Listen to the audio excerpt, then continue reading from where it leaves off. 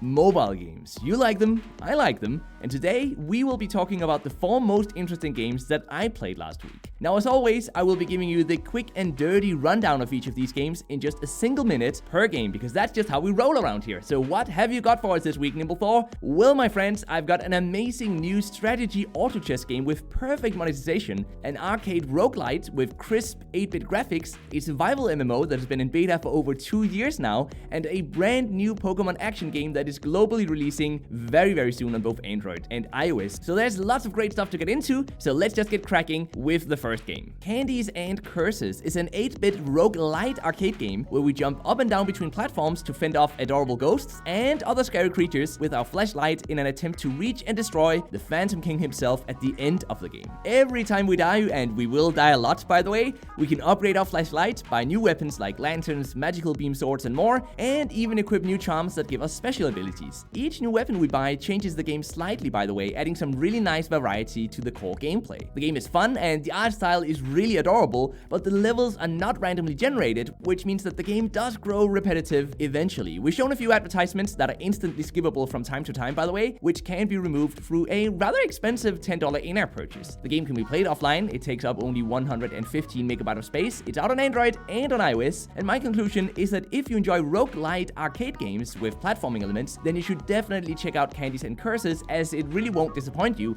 as long as you're okay with either paying $10 to remove the advertisements or can live with the very few advertisements that are shown whenever we die and sometimes in between levels. Durango Wildlands, the long awaited survival MMO by Nexon, released recently after nearly 2 years of beta testing, and it's overall a great top-down survival experience. Durango can be played both in landscape and in portrait mode, which is a rather unique feature for the genre, but the gameplay recipe is nothing out of the ordinary. Starting from our safe zone, we travel to multiplayer zones to collect resources, fight monsters, other players, and hopefully at the end of all of that, return home safely with lots of new loot and new resources. However, the skill system, where we spend skill points to acquire new combat and crafting abilities, is more extensive than anything I've ever seen in a mobile game, so there's a lot to dive into in this game. Nexon really nailed the control system by the way, it works fantastic in this game. The combat I did find a bit too slow-paced though, but the game overall really caught that Jurassic Park atmosphere, which makes the world just a joy to explore. While focusing on cosmetics, the monetization isn't perfect, allowing us to speed up build times for buildings because yes, we do have to wait, and it also allows us to reduce other types of grind in the game. The game requires online access, it takes up 754 megabytes of space, it's available on Android and on iOS, finally,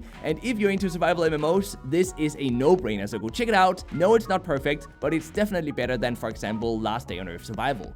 Pokémon Rumble Rush is an action, non-turn-based game where we take a single Pokémon into combat which automatically attacks all the incoming enemies, leaving us to basically just swipe to dodge and tap to land special abilities. Throughout the game, as we defeat more and more Pokémon, we automatically catch new ones as well, because yes, that's automated as well, and we can then use those new Pokémon in the next battles, and the more we collect, the stronger the new Pokémon we find will be as well. Yes, this game is essentially a non-endless Pokémon idle game. It is definitely a high-quality game, but the lack of active gameplay elements, I'm pretty sure, will frustrate many of you guys. Our main purpose is to pick the right Pokemon, equip the best gear, and tap a few times during combat, but that's just about it. Worst of all though, the monetization focuses on a loot box-like system where we have to wait up to 10 hours at a time. Yes, it's Pokemon, but unless you love idle games, I would just skip this one. The game requires online access, it takes up 395 megabytes of space, it's out on Android and on iOS, in most countries at least, and if you're a fan of these semi-idle games and Pokemon, then definitely take Pokémon Rumble Rush for a spin, but if you were hoping for a full-blown Pokémon action game with lots of active gameplay elements, then consider the game a second time, as you'll most likely be disappointed.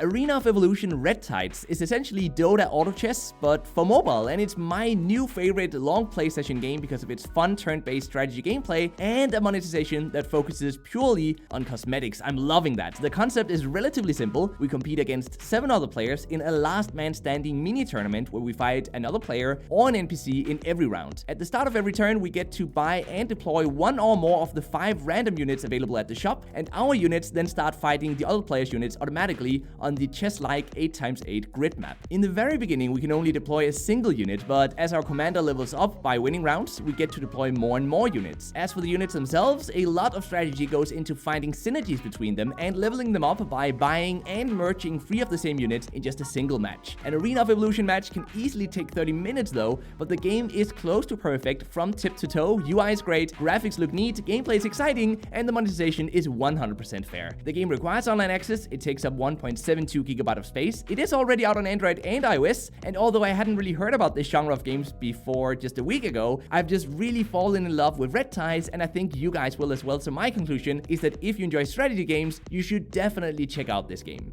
Oh, I'm so glad the video is finally... Oh, hey, you're still here. Awesome.